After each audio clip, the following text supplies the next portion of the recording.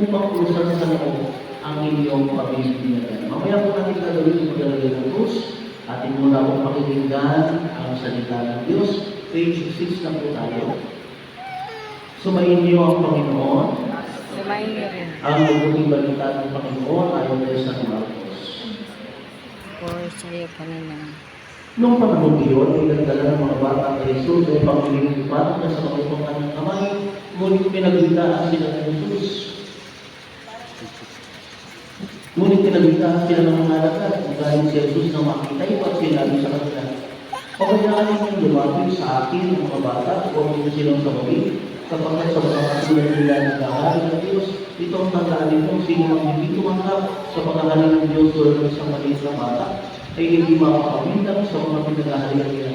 At kinala ko Jesus sa mga bata, ipinato ang kanyang kamay sa kanila, at pinagpala sila.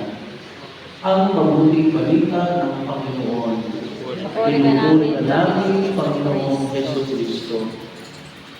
Mga kapatid, halilang lumubog sa pagkayapan ng pagpapili ng kalinahin ng mga batang binigyan, ang mga magulang niluminan at ang buhay ang isang bayanan banal. Ang ating itutugon, Panginoon, hindi kami. Para sa banal na sambayanan sa ating kumain, upang sa formang tubay ni Pedro Pastor na banal, at ipagpapalamahan ang masibag na may palagan ang magandang balita sa ating kapulungan, at sa iba't ibang bansa mananalig tayo sa Panginoon. Para sa mga mag-anak, upang umalagi silang tapat sa kanilang pangako sa binyag, at isunod sa halimbawa ng banal na mag-anak, na sina Jesus, Maria at Jose. Sila'y manatili nagmamahal at nagmamalasakit sa isa't isa. Manalangin tayo sa Panginoon. Para sa mga ninong at ninang upang sa pagtubay, ni San Pedro Apostol, ang mahal na Birhen Maria, magampanan nilang pagpulituhan ang mga magulang sa paghubog sa kanilang mga inaanak. Manalangin tayo sa Panginoon. Para sa lahat ng binyagang narin ito, upang katulad ng lahat, ang mga banal na makapabuhay po tayo matapat sa ating pinangako sa binyag, manalangin tayo sa Panginoon. Ama namin ang makapangyarihan mo sa loob ng mahal sa amin, kaya tinutulong niyo manan upang kami na sa lahat sa pamilya ng sala ay mabigyan ng laya sa tandaan ng Diyos na bahal.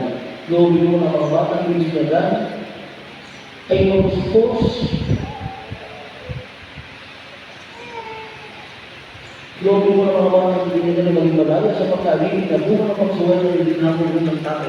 Lupo ba naman sila ng banal na espiritu upang sila'y maguspos ng diwa ng aming pagkabuhay ng iwana?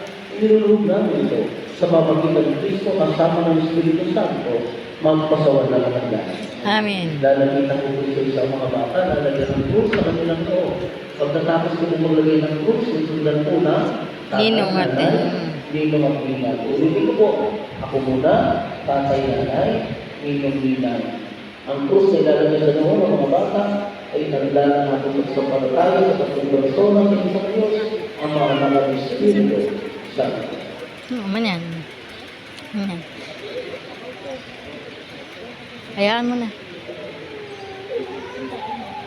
Ayaw pumunta.